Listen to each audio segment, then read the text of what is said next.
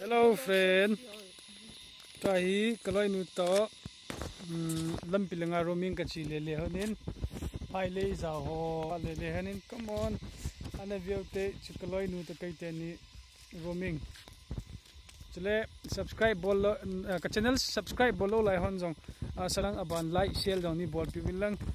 subscribe ka tam nei na ding subscribe cho ana me che te video se kaliam na salam ka hin bowling ki pathu ang gam khui van te la po mui a hin gam khui va khat va na mun ding nei la vi ga la kun lung sit na dai la vi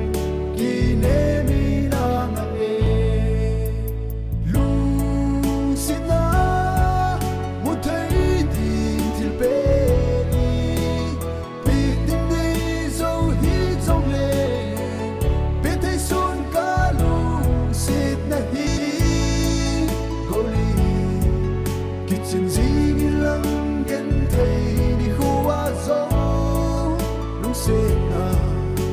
la dai la va pang singin